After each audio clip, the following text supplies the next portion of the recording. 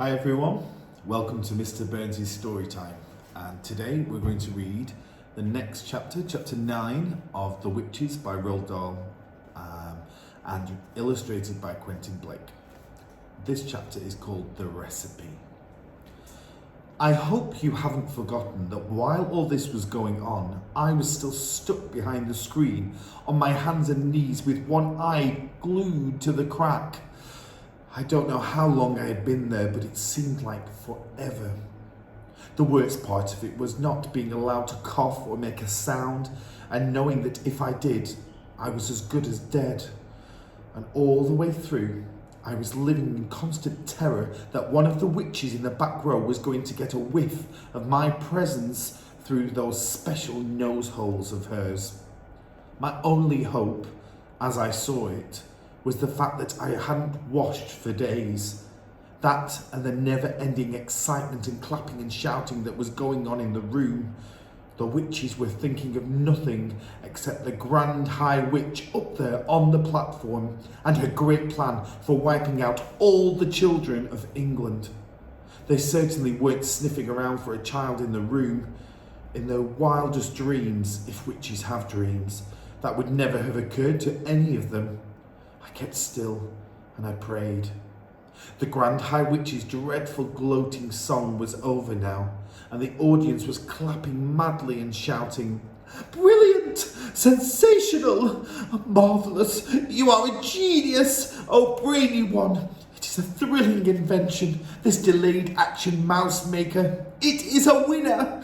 And the beauty of it all is that the teachers will be the ones who will bump off the stinking little children. It won't be us doing it. We shall never get caught." "Witches are never caught," snapped the Grand High Witch. "Attention now! I want everybody's attention, for I am about to be telling you what you must do to prepare for Formula 86 Delayed Action Mouse Maker." Suddenly, there was a great gasp from the audience. This was followed by a hubbub of shrieking and yelling, and I saw many of the witches leaping to their feet and pointing at the platform and crying out, "Mice! Mice! Mice! She's done it to show us! The brainy one has turned 2 children into mice, and there they are!" I looked towards the platform. The mice were there all right, 2 of them, running around near the Grand High Witch's skirts. But these were not field mice, or house mice, or wood mice, or harvest mice. They were white mice. I recognized them immediately as being my own little William and Mary. "Mice!" shouted the audience. "Our leader has made mice to appear out of nowhere! Get the mouse traps! Fetch the cheese!" I saw the Grand High Witch peering down at the floor and staring with obvious puzzlement at William and Mary. She bent lower to get a closer look. Then she straightened up and shouted, "Quiet!" The audience became silent and sat down. "These mice are nothing to do with me," she shouted. "These mice are pet mice. These mice are quite obviously belonging to some repellent little child in the hotel. A boy it will be for a certainty, because girls are not keeping pet mice." "A boy!" cried the witches. "A filthy, smelly little boy! We'll swipe him! We'll swizzle him! We'll have his tripes for breakfast!" "Silence!" shouted the Grand High Witch, raising her hands. "You know perfectly well you must do nothing to draw attention to yourselves while you are living in the hotel. Let us by all means get rid of this evil-smelling little squirt, but we must do it as quietly as possible. For are we not, all of us, the most respectable ladies of the Royal Society for the prevention of cruelty to children?" "What do you suggest then, oh brainy one?" they cried out. "How else shall we dispose of this small pile of filth?" They're talking about me, I thought. These females are actually talking about how to kill me. I began to sweat. Whoever he is not important, announced the Grand High Witch. Leave him to me. I shall smell him out and turn him into a mackerel and have them dished up for supper. Bravo, cried the witches. Cut off his head and chop off his tail and fry him in hot butter. You can imagine that none of this was making me feel very comfortable at all. William and Mary were still running around on the platform, and I saw the Grand High Witch aim for a swift running kick at them. She caught William, right on the point of her toe and sent him flying. She did the same to Mary. Her aim was extraordinary. She would have made a great football player. Both mice crashed against the wall, and for a few moments they lay stunned.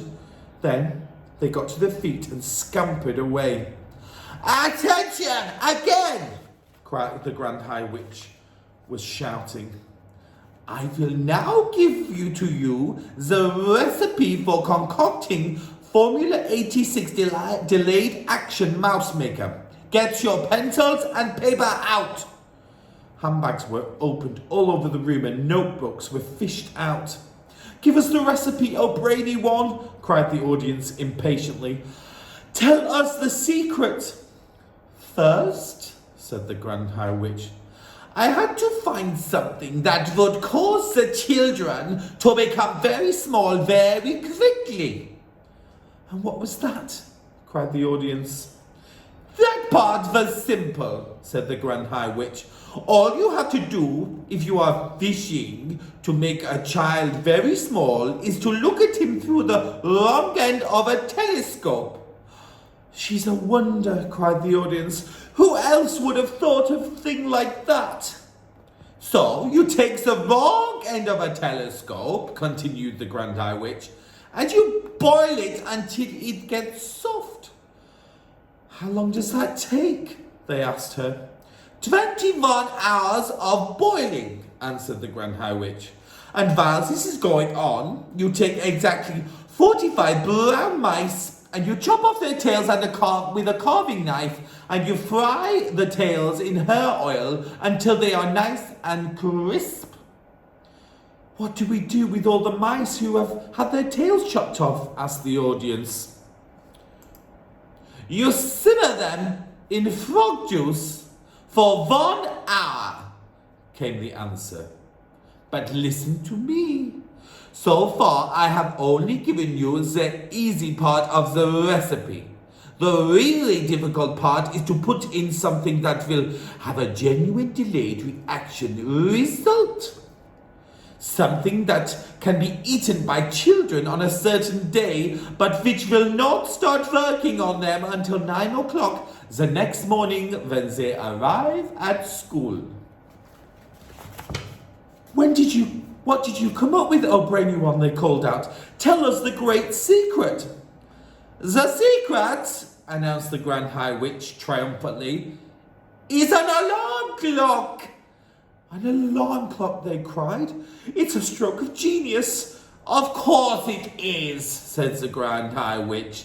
You can set a 24-hour alarm clock today, and exactly 9 o'clock tomorrow it will go off.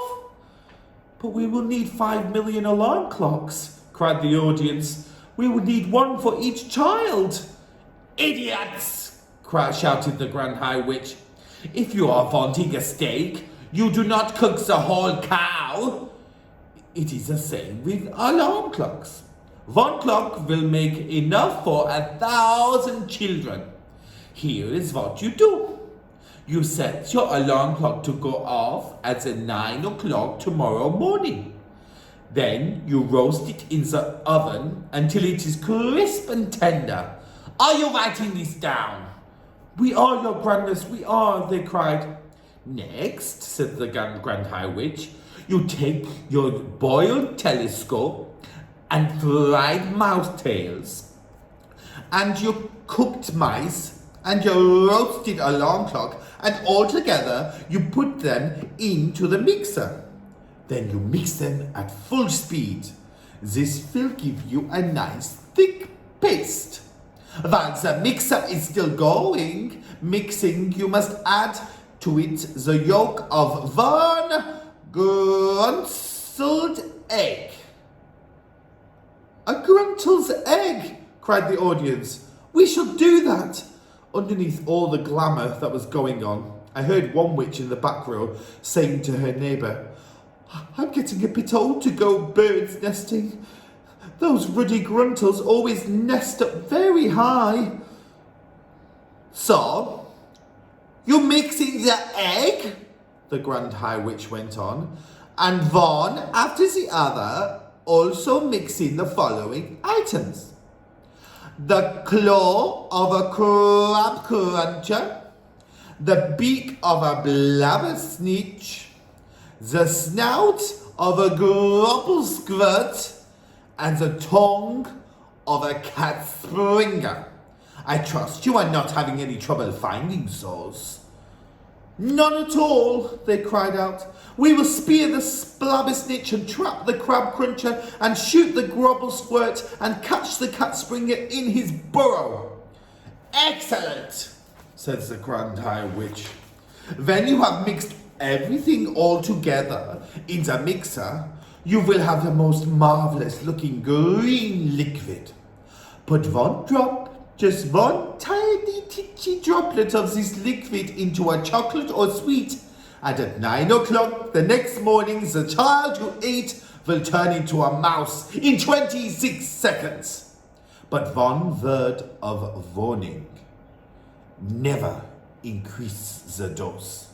Never put more than one drop into each sweet or chocolate, and never give more than one sweet or chocolate to each child. An overdose of delayed action mouse maker will mess the timing of the alarm clock and cause the child to turn into a mouse too early. A large dose might even have an instant effect. And you wouldn't want that, would you?